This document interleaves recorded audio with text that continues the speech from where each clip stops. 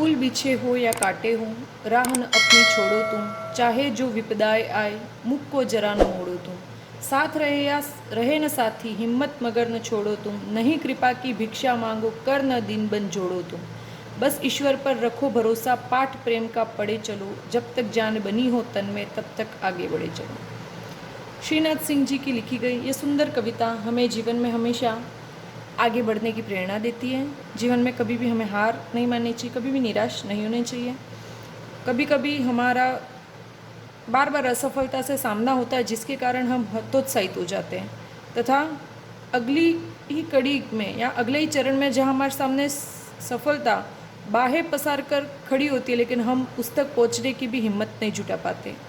तो ऐसी असफलता को ना कहना सीखिए तथा हमेशा सफलता की ओर आगे बढ़ने के लिए हौसला और हिम्मत रखिए, क्योंकि मेरा स्वयं का मानना है कि एक बहुत ही इंटेलिजेंट पर्सन कभी फेल हो सकता है, लेकिन एक मेहनती इंसान जो होता है वो कभी भी जीवन में असफल नहीं होता। उसको बार बार बस मेहनत करनी पड़ती है, मेहनत का फल हमेशा एक दिन बेहतर ही ईश्वर देता है। तो मैं आप सबके लिए उज्जवल भविष्य की कामना करती हूँ। अब बहुत सारी वैकेंसी भी आने वाली है, तो हमें पढ़ाई की ओर और भी ज़्यादा तल्लीनता से इसकी ओर हमारा ध्यान रहना चाहिए। बाकी सारी चीज़ें, त्यौहार, उत्सव जितने भी आ रहे हैं वो भी जीवन का एक अंग है, लेकिन कुछ समय के लिए अगर आप इनको छोड़ करके सिर्फ और सिर्फ अपना ध्यान पढ़ाई में लगाएंगे तो उससे बेहतर है कि आप सफलता को 100% अर्जित कर पाएंगे। Wish you all the best. तो चलिए आज अपने टॉपिक की तरफ हम बढ़ते हैं। हमारा मेन फोकस कॉम्पिटिटिव एग्ज़ाम्स को लेकर है, चाहे वो जो भी पेपर हो। तो पेपर में हमारा जो टॉपिक है विशेषण, जिसको हम पढ़ने जा रहे हैं, उससे संबंधित दो प्रकार के प्रश्न आते हैं।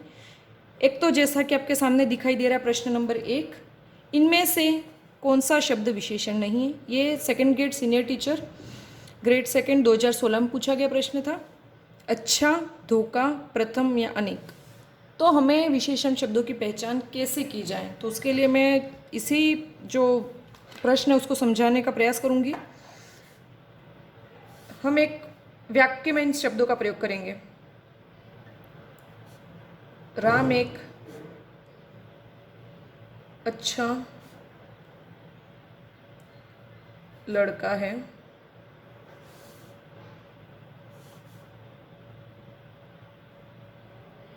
उसने मुझे कभी धोखा नहीं दिया, वह सदैव प्रथम स्थान प्राप्त करता है, परंतु में उसके अनेक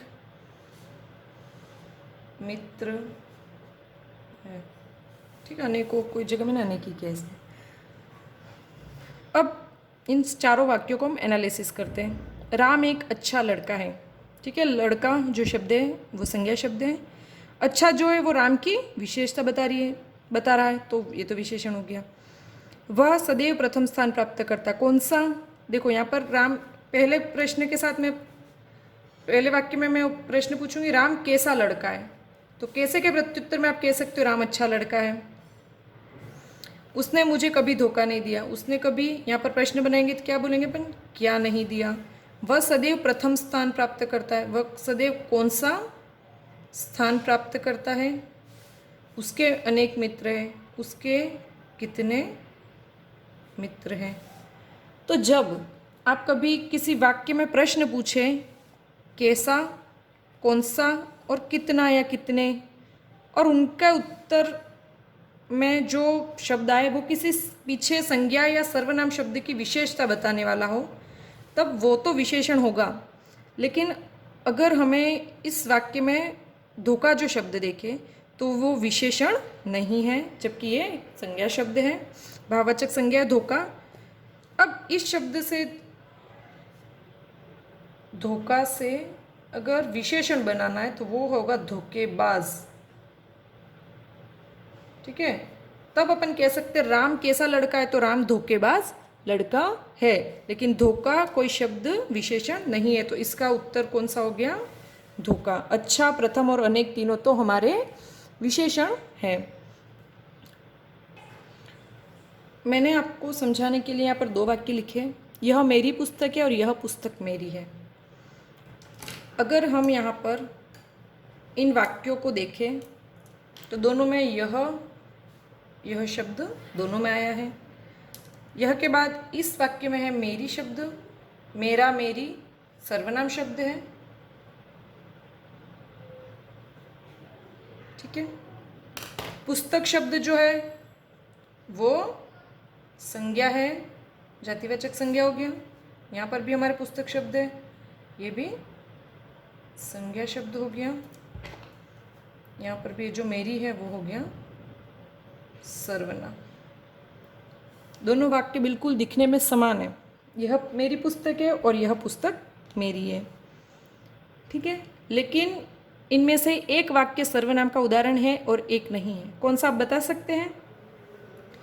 यह मेरी पुस्तक है, इसमें जो यह शब्द है, यह शब्द सर्वनाम है, निजवाचक सर्वनाम। हमने इससे पहले ही टॉपिक पढ़ा। लेकिन यहाँ पर जो यह शब्द है यह सार्वनामिक विशेषण है। अब आप बोलोगे कि भाई यहाँ पर ये सर्वनाम है, यह सार्वनामिक विशेषण है। यहाँ है तो यह शब्द है, लेकिन एक जगह वो सर्वनाम है और एक जगह विशेषण, तो इसका पता कैसे लगाया जाए? तो देखिए, हम इन वाक्यों को एनालिसिस करते हैं तो सर्वनाम के बाद सर्वनाम है और फिर संज्ञा है। यहाँ पर सर्वनाम, सर्वनाम के बाद क्या है? संज्ञा, और फिर वापस सर्वनाम है। तो यह जो शब्द है वो किसकी विशेषता बता रहा है? पुस्तक की ना। यह शब्द किसके लिए आया है? पुस्तक के लिए। तो जहाँ पर यह पुस्तक मेरी है, तो संज्ञा या सर्वनाम शब्दों की जो विशेषता बताए उनको हम क्या कहते हैं? विशेषण।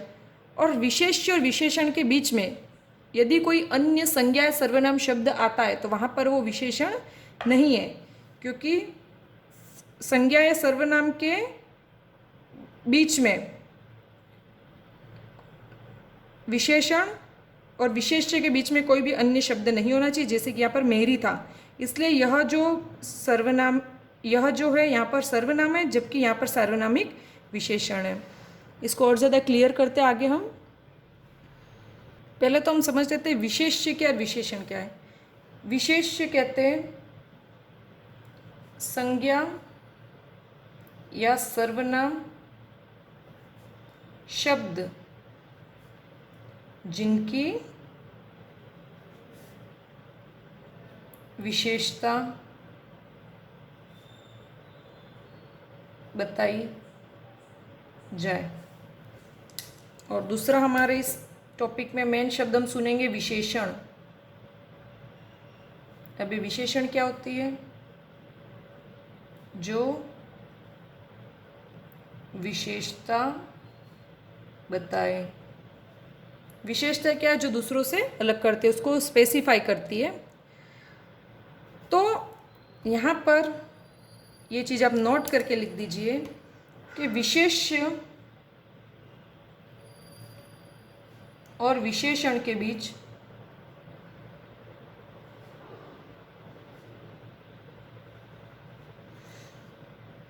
कोई अन्य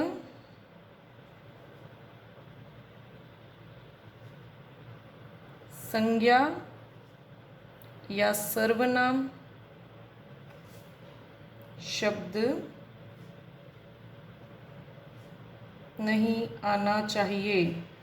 सीधी सी बात है, अगर विशेष्य और विशेषण साथ साथ है तभी वहाँ पर विशेषण वाला रूल हमारे लागू होता है, क्योंकि इसकी परिभाषा यहीं से निकलती है। परिभाषा सीधा यही कहती है कि जो शब्द किसी संज्ञा या सर्वनाम की विशेषता बताए वो उन्हें विशेषण कहते हैं। परिभाषा लिख लेते हैं हम। हमारी परिभाषा कहती है संज्ञा व सर्वनाम शब्दों की विशेषता प्रकट करने वाले शब्दों को विशेषण कहते हैं।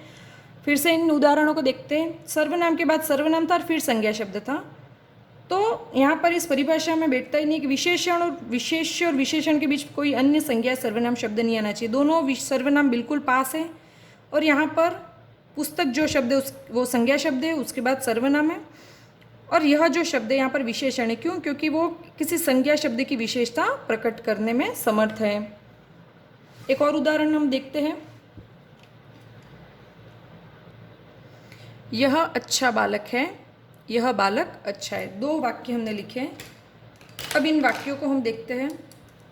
दोनों में यह शब्द है, दोनों में अच्छा है और दोनों में बालक है।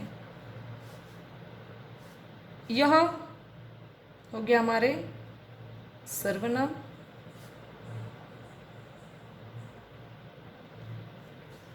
और बालक शब्द हो गया हमारे संज्ञा।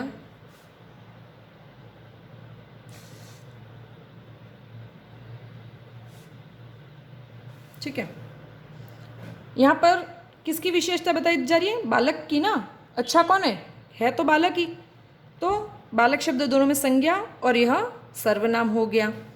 ठीक है, अब हमारे रहा अच्छा शब्द। ये अच्छा जो शब्द है वो विशेषण शब्द है।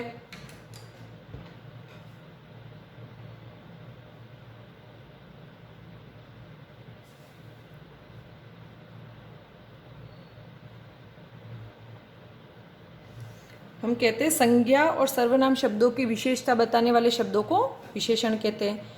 तो अच्छा कौन है? बालक है। तो बालक यहाँ पर हो गया हमारे विशेष्य का। जो संज्ञा सर्वनाम शब्द जिनकी विशेषता बताई जाती, किसकी बताइए? बालक शब्द की। तो बालक यहाँ पर विशेष्य हो गया, संज्ञा या कह सकते इसको अपन विशेष्य।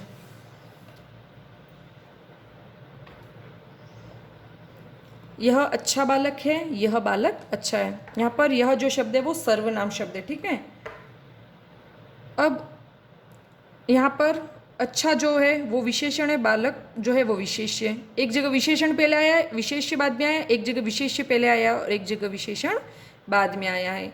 मतलब है तो पास पास ही। विशेषण और विशेष्य के बीच में ना कोई संज्ञा शब्द है, ना कोई सर्वनाम शब्द बीच में आया है।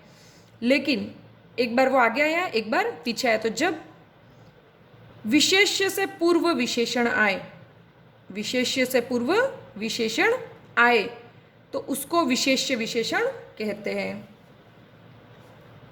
जब विशेष्य, अपन कह सकते हैं संज्ञा या सर्वनाम शब्द से पूर्व विशेषण आए तो उसे कौन सा विशेषण कहते हैं? विशेष्य विशेषण कहते हैं। ठीक है, ये वाला एग्जाम्पल इसका हो गया। और दूसरे सेंटेंस में हम देखते हैं, यह बालक अच्छा है। पहले विशेषता बता दी, बालक कैसा है? अच्छा। सॉरी, यह बालक अच्छा है, पहले विशेष्य और उसके बाद उसकी अच्छाई मतलब उसकी विशेषण बताया है। तो जहाँ पर विशेष्य के बाद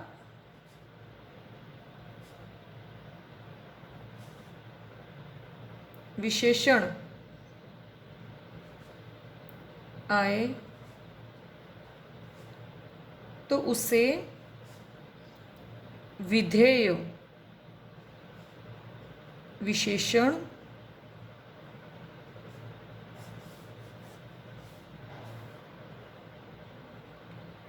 कहते हैं। ठीक है, तो यहाँ से आपके कॉन्सेप्ट क्लियर हो जाना चाहिए कि ज़रूर नहीं बस संज्ञा विशेष्य और विशेषण के बीच में ना कोई अन्य संज्ञा सर्वनाम शब्द आना चाहिए, लेकिन विशेषण भी आगे आ सकता है और विशेष्य भी आगे आ सकता है। उसमें कोई किसी प्रकार की कोई रोक टोक नहीं है। इन दोनों में बस उन दोनों के दरमियान कोई अन्य संज्ञा या सर्वनाम शब्द नहीं आना चाहिए। कुछ और एग्जाम्पल देख लेते हैं। आयुषी का कक्षा में प्रथम स्थान है। यहाँ पर आयुषी जो शब्द है वो हमारे संज्ञा है, कक्षा शब्द भी हमारे संज्ञा है और स्थान शब्द भी हमारे संज्ञा है, ठीक है। लेकिन ये जो प्रथम शब्द है वो किसकी विशेषता प्रकट कर रहा है? स्थान की। तो यहाँ पर ये तो हो गया विशेषण, और संज्ञा तो भले तीनों है लेकिन यहाँ पर विशेष्य कौन सा है? स्थान। किसी वाक्य में एक से अधिक संज्ञा सर्वनाम शब्द आ सकते हैं, लेकिन ऐसा शब्द जो फिक्स, जैसे यहाँ पर स्थान शब्द की विशेषता यहाँ पर प्रथम जो शब्द है वो प्रकट कर रहा है। तो विशेष्य हो गया स्थान और प्रथम हो गया हमारे विशेषण। संज्ञा या सर्वनाम शब्द जिसकी विशेषता बतलाई जाए वो विशेष्य, और जो विशेषता बताए ऐसे शब्दों को विशेषण कहते हैं। एक और उदाहरण हम देखते हैं। घड़े में थोड़ा सा पानी बचा है। घड़ा शब्द भी कैसा है? संज्ञा शब्द है। पानी भी संज्ञा शब्द है, ठीक है। घड़ा और पानी दोनों संज्ञा शब्द हो गए। और यहाँ पर हम देख सकते हैं थोड़ा सा, ये जो थोड़ा सा है वो किसकी विशेषता बता रहा है? हमारे पानी की। कितना पानी है? थोड़ा सा। मैंने कहा कि प्रश्न पूछे हम कैसा, कितना, ये इनमें उत्तर मिले हमें तो वो हमेशा विशेषण है। घड़े में कितना पानी है? थोड़ा सा। तो यहाँ पर ये विशेषण हो गया और विशेष्य हो गया हमारे पानी शब्द। भारतीय सबसे अनोखे होते हैं। अब आप इसमें देखोगे, आप कहोगे कहीं संज्ञा सर्वनाम शब्द ही हमको नहीं मिल रहा है। अनोखा भी विशेषता, भारतीय भी विशेषण है, ठीक है, ये दोनों। तो ये जो भारतीय शब्द है वो किसके लिए आया है? यहाँ पर लोग जो है, इसका मतलब सीधा सा है भारतीय लोग सबसे अनोखे। ये लोग अंडरस्टूड है यहाँ पर, है ना। तो ये भारतीय जो शब्द है, आपको प्रश्न सीधा सा पूछ लेगा परीक्षा में, भारतीय सबसे अनोखे होते हैं, वाक्य में है संज्ञा सर्वनाम विशेषण विशेष्य, इस तरीके से, ठीक है। तो आपको तब बताना है कि जो भारतीय है वो विशेषण शब्द है। यह विशेषण है, और साथ में ही हमको ये पता होना चाहिए यह भारत, जो कि कौन सी संज्ञा है? व्यक्तिवाचक संज्ञा, उससे निर्मित शब्द है। भारतीय जो शब्द है वो हमारे हो गया विशेषण। और एक शब्द आता है, हमने जो पिछले टॉपिक में पढ़ा था, भारतीयता, वो है हमारे भाववाचक संज्ञा। तो एक ही शब्द से अलग अलग अनेकों दूसरे शब्द बनते हैं, कभी प्रत्यय लगा करके, कभी उपसर्ग लगा करके उन शब्दों का रूप परिवर्तित किया जाता है। तो भारत जो मूल शब्द है वो व्यक्तिवाचक संज्ञा है, जिससे भारतीय विशेषण शब्द बना है, और भारतीयता जो शब्द है वो हमारे भाववाचक संज्ञा शब्द से निर्मित है, जो कि विशेषण से बना। भारतीय विशेषण से भारत से बना भारतीय, भारतीय से बना भारतीयता शब्द। विशेषण के भेद। विशेषण के 4 भेद होते हैं। आप कुछ किताबों में विशेषण के 5 भेद भी पढ़ेंगे। गुणवाचक, संख्यावाचक, परिमाणवाचक और सार्वनामिक। कुछ किताबों में व्यक्तिवाचक विशेषण नाम से एक अलग विशेषण का भेद का बताया गया, लेकिन वो मूलतः गुणवाचक विशेषण के अंतर्गत ही आते। व्यक्तिवाचक संज्ञा होती है, ना कि विशेषण होते हैं। तो हम इसको कल अच्छे से डिटेल में पढ़ेंगे कि गुणवाचक विशेषण कल शुरू करेंगे। तो मैं आशा करती हूँ आप आज किसी किताब से अच्छे से इस चीज़ को देख लीजिए। अभी तक जो पढ़ा है उसको एक बार रिवाइज कर लेते हैं। परीक्षाओं में 4 शब्द दिए जाते हैं और उनको पूछते हैं कि इनमें से कौन सा विशेषण है, या कुछ 4 वाक्य प्रयोग होते हैं जिनमें से हमको विशेषण शब्द या विशेषण वाला वाक्य छांटना होता है। विशेष संज्ञा सर्वनाम शब्द जिनकी विशेषता बताई जाए, और विशेषण जो विशेषता बताए। हमारे विशेषण की परिभाषा है, संज्ञा या सर्वनाम शब्दों की विशेषता प्रकट करने वाले शब्दों को विशेषण कहते हैं। विशेष्य और विशेषण के बीच में कभी भी कोई भी अन्य संज्ञा या सर्वनाम शब्द नहीं आना चाहिए। अगर कोई अन्य शब्द आया है तो वो वाक्य विशेषण का उदाहरण नहीं होगा। ज़रूरी नहीं विशेष्य और विशेषण हमेशा साथ में होने चाहिए, लेकिन यह आवश्यक नहीं कि पहले विशेषण हो चाहे पहले विशेष्य हो। तो अगर जब पहले विशेषण हो और बाद में विशेष्य हो, पहले विशेषण आए, विशेष्य से पहले विशेषण आए तो उसे विशेष्य विशेषण कहते हैं, तथा विशेष्य पहले और विशेषण बाद में आए तो इसको विधेय विशेषण कहा जाता है। कुछ हमने उदाहरण भी देखे थे और उनके माध्यम से हमने समझा था कि किन संज्ञा और सर्वनाम शब्दों की कौन कौन से शब्द विशेषता प्रकट करते हैं और वो विशेषता प्रकट करने वाले शब्द उनके विशेषण कहलाते हैं। कल हम विशेषण के 4 भेद होते हैं, गुणवाचक, संख्यावाचक, परिमाणवाचक और सार्वनामिक। कल हम शुरू करेंगे गुणवाचक विशेषण। आशा करती हूँ आज आपको यह स्पष्ट हो गया है कि हमें विशेषण की पहचान कैसे करनी है। हर एक वाक्य में ज़रूर नहीं कि संज्ञा शब्द हो, सर्वनाम शब्द हो, विशेषण हो, वो अलग अलग प्रकार के वाक्य होते हैं। उन वाक्यों को पढ़ने के बाद ही हम समझ सकते हैं। विशेषण की पहचान करने के लिए हमें बस कैसा, कैसी, कितना, कितनी, इन प्रश्नों को पूछना है और इन प्रश्नों का जवाब यदि हमें मिल जाता है तो वो शब्द विशेषण होगा। इससे आगे कल पढ़ेंगे। आज का टॉपिक यहीं समाप्त होता है।